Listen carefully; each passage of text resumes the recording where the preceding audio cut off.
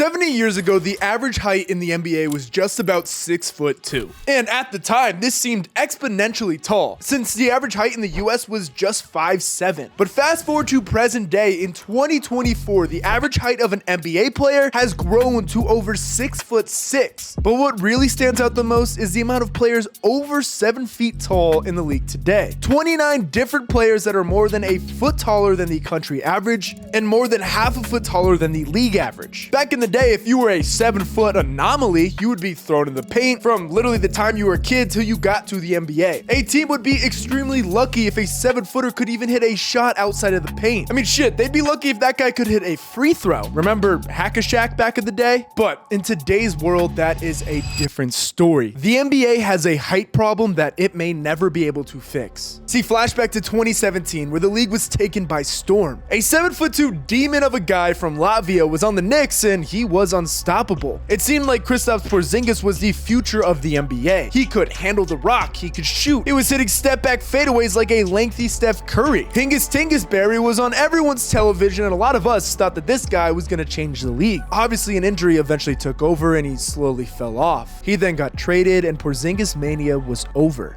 But he started the unicorn revolution of the NBA. See, an NBA unicorn is defined as any big man with guard-like skills. Weirdly enough, this was actually a term that was coined by Kevin Durant when he was speaking about Porzingis. He's a 7-footer that can shoot all the way up to the three-point line. That's rare.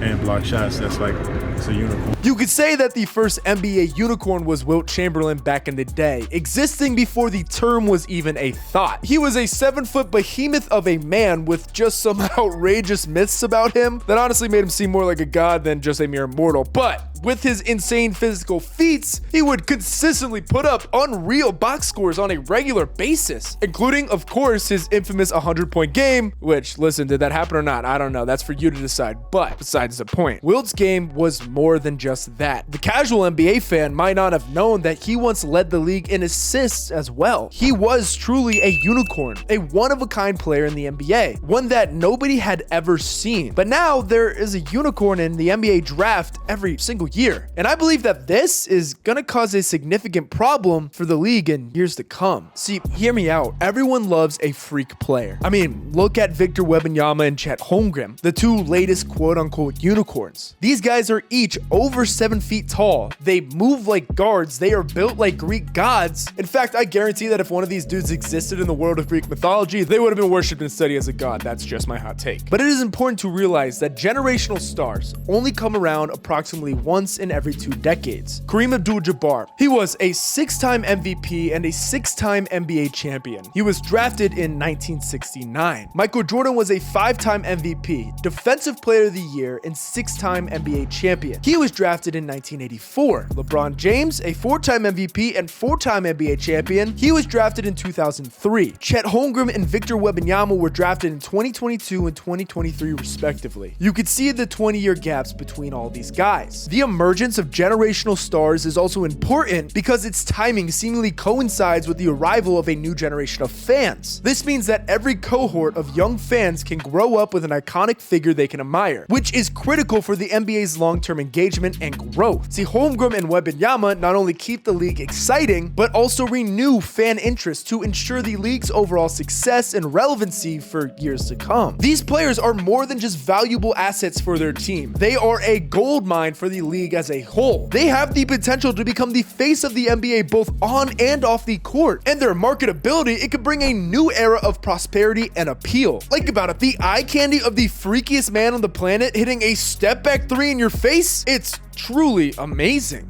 But even with how good they are, their success will not be backed by longevity. See, LeBron James is a generational player who is in year 21 right now. Kareem, he played 21 seasons in the NBA as well. MJ, he played 15 seasons, barring a 3-year gap. But each of these guys, they had a long, outstanding career. So for these tall freak of men, can they hold the pressure on their bodies for that long? Because without them, the NBA will be in trouble. These are their guys. If the NBA continues continues to build their star player cases around these dudes, they will be looking for a new one to replace them nearly every 5 years, which will cause an entire rebrand of the league, which it seems could work because there's a new freak or unicorn coming every year, it seems. But for the guys in the league right now, the NBA is forcing a narrative of Chet versus Wemby. And I'll be the first to say, it's gonna get played out unless they both become generational stars, which is unlikely. See, a good example is the Rising Stars game this All-Star break. It's labeled as the Chet vs. Wemby matchup. The face of the league will be determined in this game, which is incredible for viewership and awesome for ratings. But why them? Why those two guys? Is it just because they're eye candy? I mean, wouldn't it make more sense for it to be the two most recent #1 picks battling it out? Like Paolo Banchero, he is the reigning Rookie of the Year. The guy is already an All-Star in his second season, having one of the best sophomore campaigns in the NBA in the past decade. So why isn't it Paolo versus Wemby? I mean, trust me, I like Chet. In fact, I liked him so much that I made an entire video documenting his journey and perseverance. But just because he has that unicorn label, he gets the attention over Paolo, who is arguably much better. And this is only going to continue. For young teams to stay relevant in the NBA spotlight, they will need a unicorn type player. That's where all the eyes will be. That's where the attention lies. Without them, you'll end up like the Magic, a good young team with a rising superstar, but 0 nationally televised games and a criminally underrated rapport. I mean, does the term unicorn even mean anything anymore? Kevin Durant said it about Porzingis in 2017 because he was the only guy like him doing this. Like we said before, there are 29 7-footers in the NBA today. Not all of them are Chet and Wemby,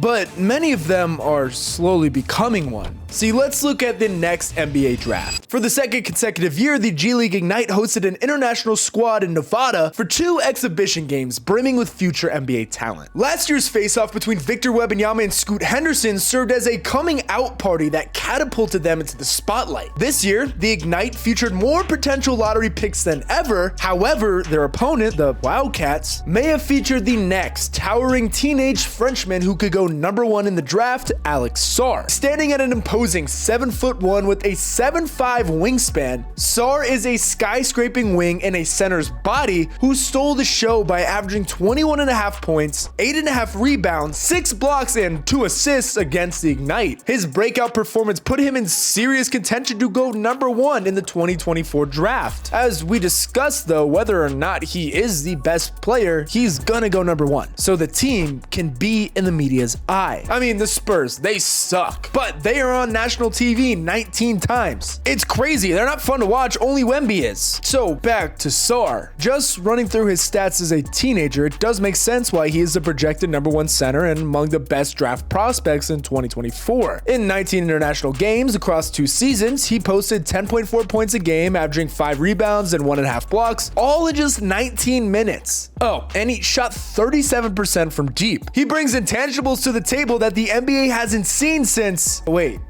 Victor Wembanyama literally last year. He's an uber athlete. He can guard the perimeter as well as the rim. He's got confidence to shoot the ball and can shoot over just about everyone in the league. Sounds familiar, almost like we've heard this same exact description the past 2 seasons. There will be a quote-unquote unicorn in every draft now, and this term will have to disappear. People are gonna get tired of it. Not every draft can have a generational player, and that's okay. Will either Chet or Wemby be a generational guy? I bet one of them does, but not both. The NBA needs to become a little more self-aware and figure out that if they continue to make this push for tall guards and freak players, the league's most skilled guys will continue to grow more and more frustrated and end up in the wrong markets, ruining the profit and fandom of the NBA. The game will suffer unless they decide to prioritize skill rather than solely height. See, this is All Hail Cullen, and we'll be posting bangers like this every single week right on this page. If you like what you see, you should subscribe and join the family because we're only just getting started. I swear, my face will be back in the videos. I'm at Super Bowl right now covering it. Vlog will be on my vlog channel, but we are on our way to the top. So would love to have you along for the journey. Till next time.